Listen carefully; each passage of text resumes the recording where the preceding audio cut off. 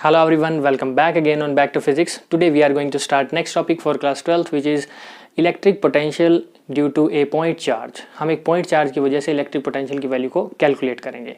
So consider करते हैं कि एक कोई पॉजिटिव चार्ज है प्लस क्यू, ठीक है, this is a plus Q positive charge and let us consider a point P जिस पर हमें इलेक्ट्रिक पोटेंशियल की वैल्यू कैलकुलेट करनी है.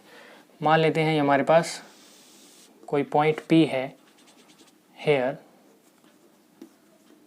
this is a point P which is at a distance r from the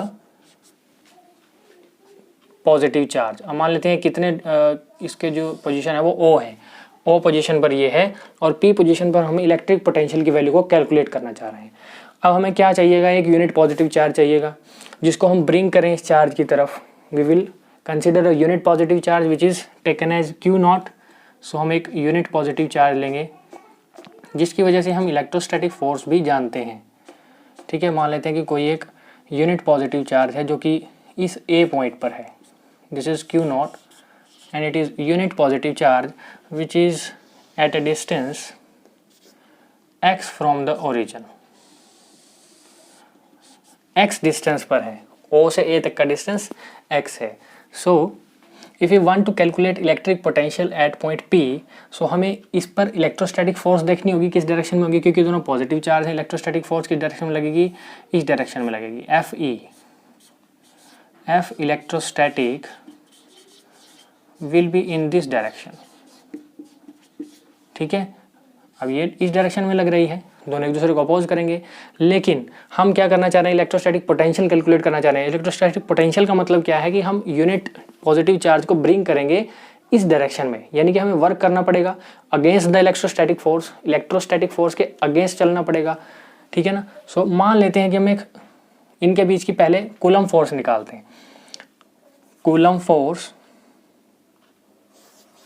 between two charges कितनी होगी, according to the formula of Coulomb's law. F will be equal to 1/4 pi epsilon naught Q into Q naught upon X square. यही होगी. This is equation number 1. ठीक है, ठीक है. This is Coulomb's law के according हमने force को calculate किया. अब हम क्या करेंगे, हम कैलकुलेट करेंगे small amount of work done.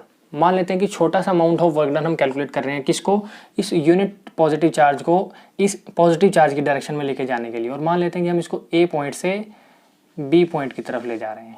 Let us consider कि बी पॉइंट यहाँ पर है और हम स्मॉल फोर्स इस पर लगा रहे हैं. उसके लिए small amount of work done D W calculate करेंगे. ठीक है ना. We will calculate D W. So small amount of work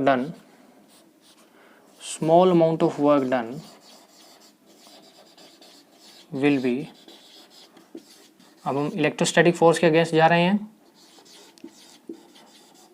electrostatic force के अगेंस्ट जा रहे हैं. दैट मीन्स एंगल दोनों के बीच में कितना होगा अभी बताते हैं. देखिए, small amount of work done को डिनोट करते हैं डी डब्ल्यू से. This will be equal to force into displacement. यही फॉर्मूला होता है एफ डॉट डी एक्स, यही होता है ना. So we will calculate this amount of work done. फिर हम पूरे के लिए कंप्लीट के लिए वर्क डन निकालेंगे, उसको इंटीग्रेट करके. सो डी डब्ल्यू की वैल्यू को अगर हम कैलकुलेट करना चाहें तो D W will be equal to कितना होगा, D W will be equal to F, force कितना है हमारे पास, फोर्स इज इक्वल टू, अभी हम इसको नहीं रखेंगे, इसको बाद में रखेंगे. एफ वेक्टर से जब हम इसको हटाते हैं तो क्या बनता है, ये वेक्टर से हटाते हैं इसको, इस फॉर्म को, F D x cos theta. अब थीटा कितना है, theta is the angle between F and D x. F D x cos theta कितना है, एफ फोर्स और डिस्प्लेसमेंट डी एक्स के बीच में. मान लेते हैं इसने छोटी डिस्प्लेसमेंट की और वो डी एक्स इस डायरेक्शन में की. D x is the displacement in this direction. ये जो स्मॉल डिस्प्लेसमेंट हुई इसको इसने डी एक्स से रिप्रेजेंट किया. तो ये कितनी होगी, देखिए एफ फोर्स लग रही है इस डायरेक्शन में, डी एक्स जा रहा है इस डायरेक्शन में. ठीक है ना. डी एक्स डिस्प्लेसमेंट इस तरफ हो रही है इसकी. सो दोनों एक दूसरे के बीच में कितने का एंगल बना रहे हैं, 180 degree. That means this is 180 degree और cos 180 डिग्री कितना होता है, दिस इज -1. तो this will B F D x, इतना ही बचेगा ये D W. This is equation number 2. ये इक्वेशन नंबर 2 आ गई हमारे पास. ठीक है.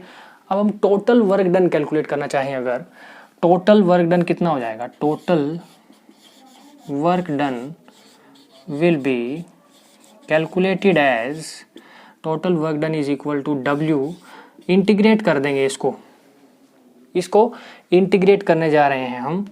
कहाँ से कहाँ तक इंटीग्रेट करें, इन्फिनिटी से। मान लेते हैं कि हमारे पास ये पॉइंट जो है वो इनफाइनाइट डिस्टेंस पर है, क्योंकि अब हम बात कर रहे हैं इलेक्ट्रोस्टैटिक पोटेंशियल की, ना कि पोटेंशियल डिफरेंस की। We are going to calculate electrostatic potential. So infinity से हम इसको लेके आ रहे हैं, कहाँ तक लेके आ रहे हैं, we are bringing it infinity to R, P point पे कैलकुलेट करना चाह रहे हैं ना, सो इन्फिनिटी से हम इसको R पॉइंट पे लेके आ रहे हैं।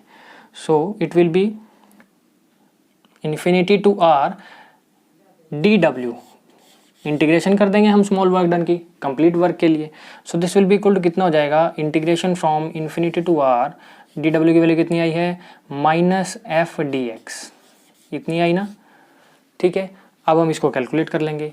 सो work done W will be equal to integration कर दी हमने इसकी, integration from infinity to R, infinity से R तक इंटीग्रेशन है, -F है। अब माइनस साइन हम पहली बार ले लेते हैं।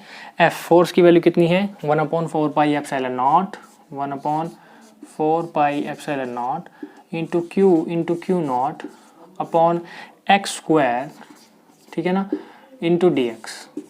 ये हमने सिर्फ वैल्यू को रखा है यहाँ पर f की, f की वैल्यू रखी और dx रख दिया सिंपली।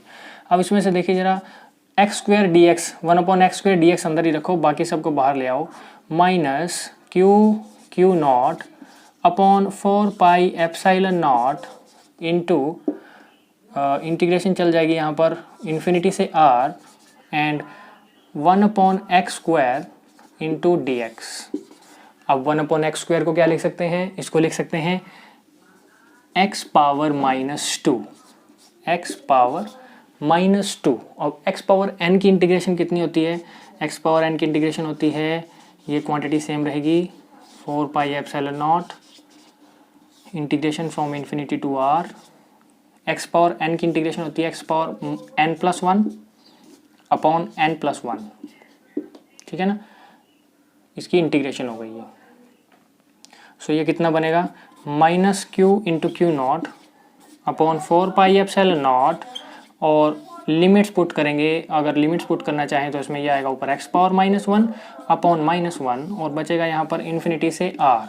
लिमिट्स पुट कर देंगे और ये माइनस साइन यहाँ आ जाएगा, ठीक है ना, माइनस साइन यहाँ आ जाएगा, माइनस माइनस क्या हो जाएगा, प्लस हो जाएगा। That means Q into Q naught upon 4πε0 into इधर कितना बचेगा, ये 1 अपॉन, ये x की पावर -1 है ना, इधर बचेगा 1/x और इन्फिनिटी से R। जब हम इसकी लिमिट पुट कर देंगे तो ये बचेगा Q naught upon 4πε0, limit put करेंगे तो 1/R माइनस 1/इन्फिनिटी, 1/इन्फिनिटी कितना हो जाएगा, 0। दैट मीन्स ये क्वांटिटी 0 हो जाएगी उधर वाली, और इधर बचेगा सिर्फ Q into Q naught upon 4πε0 into 1/R, ठीक है। This will be the value of W, यही वैल्यू आई वर्क डन की। अब हम कैलकुलेट क्या करना चाह रहे थे, इलेक्ट्रोस्टैटिक पोटेंशियल, और पोटेंशियल कितना होता है, potential is V is equal to W/Q, यही होता है, W/Q।